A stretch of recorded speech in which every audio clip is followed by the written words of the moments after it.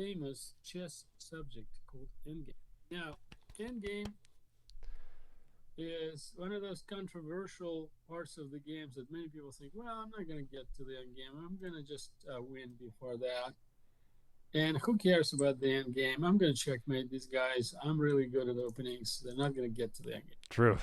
game. Now, the truth of the matter is, once you start competing in like 16, 17, 1800 level, or even before that, maybe 15, 16, you actually start getting into the end games more often because people defend a little bit better.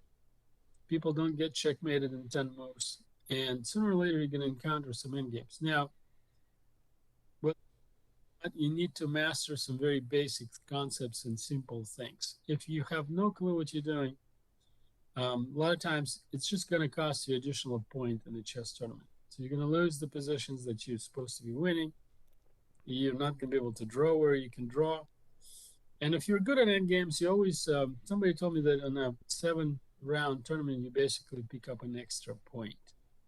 So that's actually quite an incentive to get to that. So here, let's start with a simple end game. This is a very simple end game if you know what to do. And I want to add to that as well that when you're in time pressure, that's sort of a different skill. And so what we're talking about here today is a position where you assume both players have plenty of time. So you take the excitement factor of you only have a couple of seconds and you're playing an increment out of the picture. We're talking about knowledge and technique here. So that's what we're going for. Absolutely. So that's another point that Ryan mentioned here that actually makes a lot of difference because a lot of times you're in an end game when you don't really have a lot of time to think. It's not a position where you can like sit down and think for 20 minutes and then come up with a solution. A lot of times you're down to the last 5 minutes or 2 minutes or even 10 minutes, and you just don't have tremendous amount of time to figure things out. You either know some things or you don't. And if you don't, frequently that works against you. Now, in this position, white can win relatively simply if it is white's turn. How so? Well, only thing he needs to do is just to play rook h5. Once he goes rook h5, the a pawn has to be separated from the king. The king can't really help it. And after rook h5, you go a5, king f7, a4, king e6, and then you realize that after a3, your king is 2 squares away from the pawn, and after a3, rook h3, a2, rook a2, a3, I'm sorry, and you're basically done. You lose your pawn. Now, you don't have to move the pawn, but in that case, white king is going to slowly approach you, squeeze you away from the pawn, and checkmate you. So, on the black side, if it is your turn, this is something that you must be aware of, that you need to make sure that your king is past the fifth rank. That's basically your kind of like red line. If you're not there, you lose. Once you know this rule, it's relatively obvious. You have to play king c5. Now, why c5 and not b5? Isn't that counterintuitive that you need to be closer to the pawn? And you can move the Again, piece too. what's that? You can move the piece too if you hit the arrow key or whatever. Oh yeah, king c5. I hope so. At least, can you not move the piece? I can move it for you. Okay, king c5. Very good. So you see in this position here, the king goes to c5. How so? Because again, you think about these things, and it seems like you should be actually going to b5, staying closer to the pawn, but it's not true because you need to assume that the other guy will play king f7, king e6, king d5, trying to approach you as soon as possible. And this method of moving the king is called pushing away with your shoulder. So you kind of bump him away from your position. So let's say it goes king f7, and you go a5, king e6, a4. Now we see what I'm talking about. If the king was on b5, he would have played king d5, and you'd be in a lot of trouble right away. Whereas here after a4, the king can't really make any more progress. If you go rook h4, that's just a waste of time because after a3, pawn just keeps on going. And after king e5, a2, you really, here actually you can do well by attacking the pawn, but after king b5, probably not. Wait a second. Wait, yeah. I gotta. Instead of king e5, you can go rook a4 there, right? Yes, rook a4 is a good move. Now, after rook h4, you're gonna go king Oh, b5, okay, okay. and now king d5. You play a3. Now, how does white win? The only way white wins is if he pushes the pawn away from the king and wins the pawn. But how do you win the Oh, pawn? I see it. Yep. You don't really have a way of attacking the king. So you have to go king d4, Hmm. trying to catch the pawn, right? But after a3, a2, you have to go down to stop it. But after king d4, you're dead. It's a draw. You see in this position, the king can't approach the other king, and therefore cannot approach the pawn. So that is kind of the essence of this position. Now, if Wait, you wait, win king d5 initially, wasn't there a chance to go rook h8? at what point? Let's see here. So it was after king b5, something in here. Um, Oops, sorry. Let's see Well, here. you're kind of jumping ahead of it. Let's Oh, come back to okay, the. okay, yeah. Sorry. I've actually tried to explain why king c5 is an important move. So we're going to see why this is an important move. Oh, my bad. Okay. Going back to that position here, a5 is a losing move because of rook h5. We already spoke about that. So king b5, is that a better move? Now, the point I was trying to make that in this position, white king is going to make a quick run along the diagonal, try to catch up with your pawn and with your king. See, when your king was on c5 earlier, he wouldn't have this move, but now he does. And now your pawn a3 loses because after check, you actually end up in a corner. Every time you end up on the edge of the board or a corner, you're always threatened with a checkmate. And that decides the game. So that's lesson number one. You got to get to the fifth rank, and you need to push opponent's king away by going to c5. Now king f7, a5, king e6, a4. Now, in general, you always want to attack the rook from the behind, not from the side. The pawn. The pawn. With the rook, you want to attack from behind. Why is that? Because that also gives you the opportunity to squeeze the king away. So let's say it goes king b4.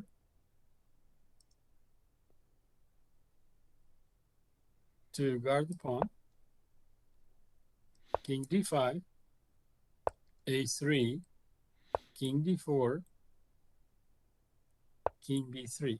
And you see here, the king got into that coveted area, c2 and b2, from which it's really difficult to do any checkmates against it, force it away, or anything like this. So if you play check, you're simply going to go to c2, and your king cannot approach the pawn. So the key is to find the way to approach the pawn, and in that case, so after king b3, you can go king d3, and here the idea is that if he goes a2, then you're going to play rook b8 and push him to the corner. But I think that's not going to work. The question is how we're going to draw this position. We go king b2. Staying away from being pushed to the side. Now, let's say it goes rook b8 check. We go king c1. Again, we keeping moving the king so their king cannot approach our pawn. Right. Okay. That seems like a major theme. Yeah. There's kind of like a stiff arm. Would you say that's an appropriate analogy? Like in football, you kind of keep the. Yeah, you kind of push them away with the shoulder, like push them away, push Yeah. them away. Okay. I think I'm getting it. Yeah. So very simple concept that is actually very effective, and there's not much you can do. If he goes king d2, you go a2. Finally, he's going to push you into the corner. Well, not really. You go to a1, and even though he succeeded, now if he approaches, it's a stalemate. Right. Right. If he goes away to any place else after king b2, once again, he's threatening the promotion. So there is really nothing white can do here. It's a draw. Yeah. So what major concept did we learn here? We actually learned two. First concept is when defending, you must make sure when you play with king and a pawn that you cross the fifth rank with the king. If you're not crossing the fifth rank, you're just simply going to be cut off from your pawn. That results in a situation where your pawn becomes defenseless. And how so? Well, a3, rook h3, and you see that you can. Right, right. First thing is get to the fifth rank. The second thing is that football analogy, push your opponent's king away with your shoulder. Don't let him come close. Don't go too far from the pawn, but one file away from the pawn is completely. I want to add something too for you guys. If you feel a little bit lost, don't forget that at any point white can easily get a draw by just desperadoing the rook for the pawn. Yeah, so white is basically in a very secure situation. At any point in time, you can give up the rook for the pawn. The Right, goal here white's is not losing this. Yeah. no, never. There's never any danger of losing. You can always swap rook for the pawn. The goal is to win the pawn. So that's actually rook versus pawn concept number 1 and 2. Got to cross the fifth rank and got to use the king to push away opponent's king from the pawn. Let's go to the next example. Sounds good. You know how to get to it? Yep. In the upper left, use yeah. Okay, there you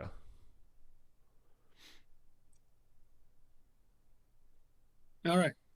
So black two places. We already talked about this concept, the football analogy, and it is now black's turn. What should black do? What do you think, Ryan? King c4. Yeah, exactly. So king c4. Why? Because we're not letting white king approach our pawn. So the farther he is from the pawn, the safer we are. And what can we really do after this move? Really not much. Let's say he goes rook e8. Most sensible, trying to attack the pawn. King d3, king b4, e3, king b3. Now, what is his goal? His goal is to take the opposition, then play check and squeeze us away and then approach some more. But in this case, even though he's partially successful in that, a pawn is too far away for him to be able to capitalize on it. So now king c2, we got a promotion going. And the best he can do is actually swap. Obviously here, we shake hands and go home. Any alternatives to that? Not really. Let's say he goes check. Well, in that case, it's so far from away from a pawn that we can just do that move. Or we can actually go here too. So it's a very easy draw. Once you know this concept of pushing away opponent's king with a shoulder, you practically do it automatically, and it's a very easy draw. Now, to illustrate how important that is, let's say we play here. Seems like the same thing. Well, not really. Not the same. And the difference is basically nearly immediate. So in 2 moves, they approach the pawn. So now you don't really have a chance to promote at all. After king f3, king d3, 2. Yikes. So knowing that concept is really helpful.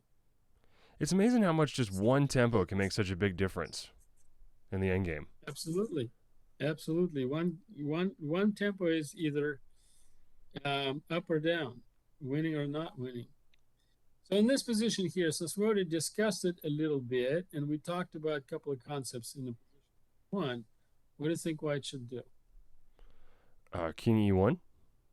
No. Okay, I'm headed backwards. Okay, so they're going that way. This So rook it's g5. a c6 pawn. Rook g5. Right. Exactly. We basically must cut the king off the fifth rank. Once that's done, the win is a lot easier. Well, what does he do? He has to play c5. Now,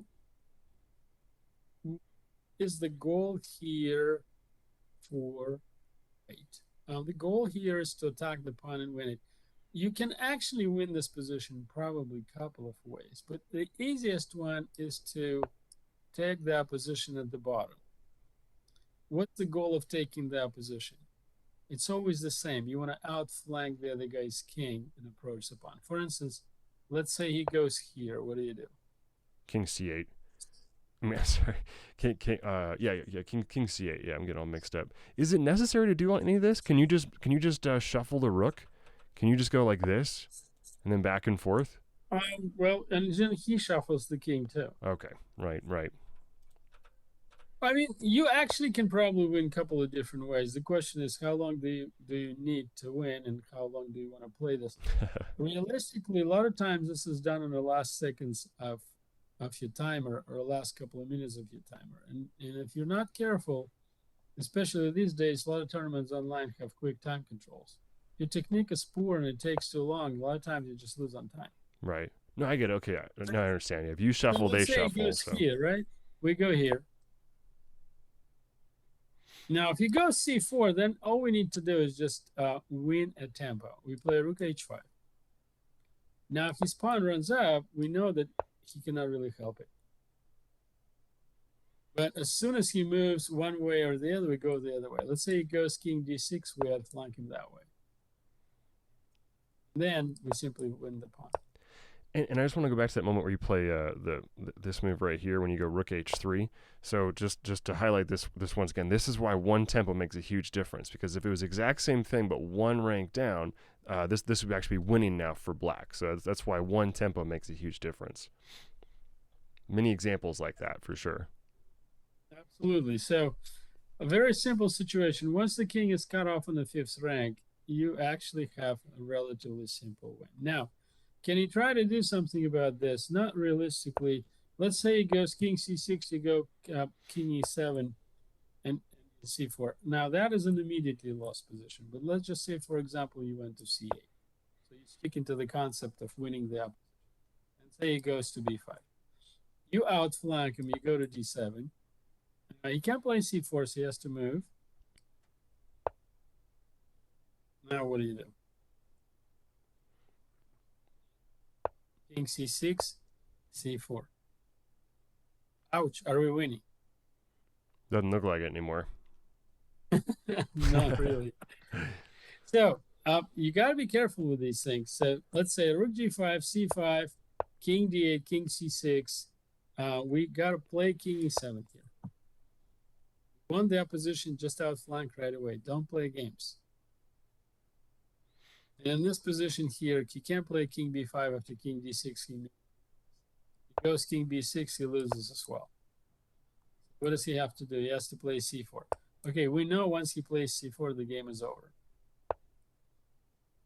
How so? Well, the pawn, once it crosses rank 3, becomes unreachable by the king. Right. And therefore easily captured. So then king b6. And there really isn't much else. King e6, king b6. Yes, king b6 is the only alternative, but then you just gets squeezed out. Oh, right. Yeah, I support rook c5 and everything. Yeah, this is cool. This is making me think. I like this. Yeah, it's very neat.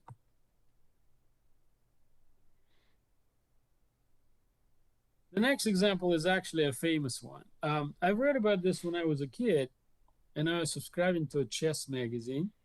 Actually, it wasn't a chess magazine; it was a kids magazine. They had a chess column, and at the time, I think it was like 1970s, early 1970s. So it was coming out once a month. I was really looking forward for the magazine to come in because it took another month for the next one to come. Yeah. So I saw this puzzle. I was thinking, gee, what is this going on here? Are we winning this position? Are we not winning this? And at first, it looks like white has a shot at winning. And then you kind of think, well, actually, if we push c7, you can't really stop the pawn by playing rook c5. But what if he plays check? Then you kind of quickly realize that there are two no's that you cannot overcome. You cannot go to the c file. Why? Oh, okay. Yep. Push down with a rook, and you can't promote. safely, that is. Right. You can't promote but lose a pawn.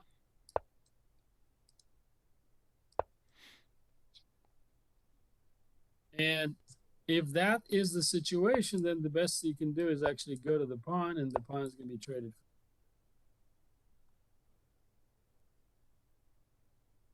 So when I looked at this position, I think the story was going something like this: that a fellow by the name of Saavedra, Italian fellow, read a chess column in a newspaper where this position was announced. Uh-huh. Then he came home and analyzed it out, and he actually found a win for white. Huh. Then the paper published corrected puzzle. Now, what's the play here? Now he concluded that I can't go to the C file because rook comes down and I lose the pawn, and I can't go to the 7th rank. After rook d7, I'm going to lose a pawn once again to a trade. So the only game I have is king b5. Again, black can't really catch the pawn, so he has to check the king, pushing the king to the c file. Well, the king comes down, check again. And you say, what if he comes back? Well, then you play 2. Right, right. So coming back doesn't make any sense. So can he go to c3 and win steal? Let's see here. Rook d1. King c2. Oh, the rook is out of options. Now here the newspaper had this cool move, rook d4, and declared the game a draw. Oh, neat. Okay, yeah. It said that, well, the queen promotes there, then we have a check, and yikes, it's a checkmate. No, it's a stalemate. Seems convincing. Yeah. What were they missing? So what were they missing? Well, they were missing a very interesting thing there, that you really don't have to promote to. Well, wait. Okay. That tricky thing called under promotion, and now the rook is threatening mate on a8. Rook a4. Rook a4 is the only move. And now after king b3. Oh, wow. Mate on c1. Wow. Followed up by attack on a4. And no matter where the rook goes, you either get mated or lose the rook. Realistically, the best you can do is rook a3, lose the rook, and then hope for the best by playing king Yeah, d1. right. There isn't that much hope there. Shouldn't get mate. Cool. So this very famous position has been known in chess theory as Saavedra. Saavedra was a fellow that discovered that faulty promotion to a queen in the newspaper. Without a computer, obviously, too. He had to figure that out himself. Yeah. Yes, without a computer. At the time, you'd have to set up a chessboard, open up the paper, get a cup of coffee, and sit down and play it out, and then find some mistake in there. Right. So now, I think the original solution is actually this move, but it doesn't really make any difference, because after rook g3, king c2, you're back to the same position. Like, if you remember, when we started here, we went this way. Mm-hmm. But at the end of the day, it's exactly the same story, because if you go that way, you arrive into exact same position. Right. Transposes. Rook d4 and under promotion. Forgotten concept that scores a very cool checkmating puzzle. All right. So if going to the 4th rank allows for the king to come here and attack it, why doesn't the rook just come this way? Now the king can't attack me. That's a great question, but in that case, the pawn is going to become a queen. Then I go here. Same trick. But it's not a stalemate anymore. Nice. Yeah. You have to go to c4 only to get a stalemate. And if you don't, then you're just going to get checkmate. That is so cool. Huh. Wow. Very cool. Yeah. So let's do a little summary. What things did we learn today? Let me ask you, what things did you learn today from this little lesson? All right, so I learned that you stiff arm the king, going back to that first example where that was kind of shown over and over again. You stiff arm the king as you come down to support the pawn, and we also talked about the importance of the 5th rank, cutting off the pawn as well. And so that was shown in this example as well. So those concepts by the 5th rank, and then I learned same thing in this one, right? And then Fifth rank and the stiff arming are two main concepts, okay. rook and pawns. Okay. Rook and pawn, that is. And then, of course, this is a very cute example of under promotion concept when Okay, the king is in a corner. so to Only confirm, works when the king is in a corner, though. then, for the first three examples, it was the same theme of the fifth rank being the cutoff point, and then also stiff arming the king. Is that correct? That's right. Okay, got Two it. very important concept. And now, one concept also in one of the position was that you need to win the opposition and outflank the other guy's. The winning plan is we mostly discuss the drawing plan. But the winning plan is exact opposite. The winning plan is to cut him off on the fifth rank before he crosses it, if you can, and you actually try to take the opposition against his king, usually at the bottom. So when he goes to the left, you go to the right, and if he goes to the right, you go to the left. Basically, you must find the way to approach his pawn so your king and your rook attack the pawn and win it. That's the only way to win. Thank you for these examples, and that was a great grand finale too. I mean, Endgame can be a tough concept to teach, and I think this really helps make it more interesting and everything that you had such a cool one to end it with. Thank you. And I really love this Endgame. I always remember this since being a kid. I think the first time I saw it when I was like maybe 9 or something. I Yeah, was really excited yeah, about the stalemate situation. I showed it to a neighbor, and it was just a source of a great excitement. Of course, we had no computers or no Magnus Carlsen watching online or anything like yeah. that. So the chess magazine came once a month, and it was a big excitement. So it was a cool puzzle. We were basically buzzing about it for a week or so. Yeah. Cool, cool. All right. Well, thank you everybody for watching. I hope you guys learned a great lesson about rooks and pawns. All right. Thanks, Yorgi. Thank you.